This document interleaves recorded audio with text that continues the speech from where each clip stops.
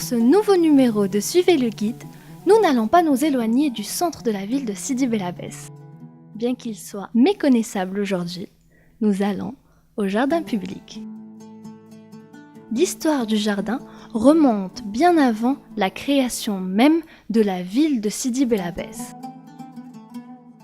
Car la partie ouest de la future ville était submergée de marécages qui s'étendaient et se prolongeaient jusqu'à l'est.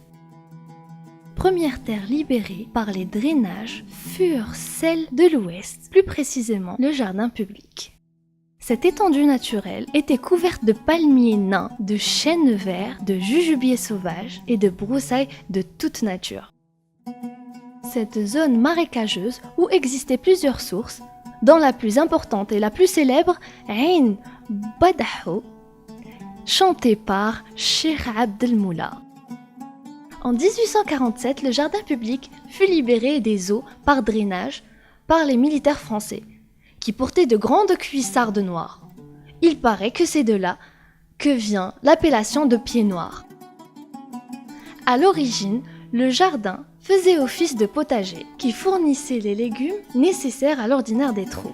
Il lui a été donné une allure de parc en 1847, puis a été cédé à la municipalité de la ville en 1857. Devenu un lieu touristique, des espèces végétales ont été ramenées par la suite du jardin d'essai d'Alger. À l'époque, l'allée principale était ornée de statues en marbre. Ces statues furent offertes à l'époque coloniale par l'administration des Beaux-Arts à la municipalité de Sidi Bel Abbès. Malheureusement, ces statues ont été détruites entre 1990 et 1991. Janvier 1845, les Ouled Brahim, sous les ordres de Ben Qandil Ben Djeffel, attaquèrent la Redoute, la première caserne de la région, située en as du mausolée du saint Sidi Bel Abbès el-Bozidi. Suite à cet acte, Ben Qandil sera condamné, puis exécuté. En juillet 1954, Ahmed Sabana y rencontre Haj Ben Mla et Ramdan Ben Abdelmalek, ainsi que d'autres frères, afin de préparer le déclenchement du 1er novembre 1954. Ce lieu symbolique a vu passer de grandes figures de l'histoire de l'Algérie, telles que Ben Badis, Cheikh el-Brahimi, Massali el-Haj ou encore l'Arbi Ben Mehdi.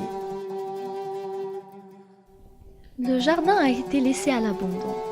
Les lieux ont commencé à se dégrader à partir des années 1970. Le jardin servait à l'organisation des quinzaines économiques.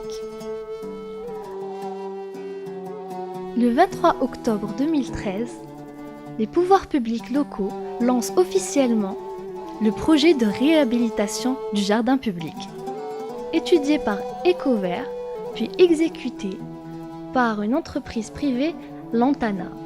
Le suivi a été fait par la direction de l'environnement de la wilaya de Sidi Bel Abbès. Inauguré le 5 juin 2016, afin d'accueillir les Bel-Abbésiens nostalgiques de l'époque où le jardin public occupait une place importante dans leur quotidien.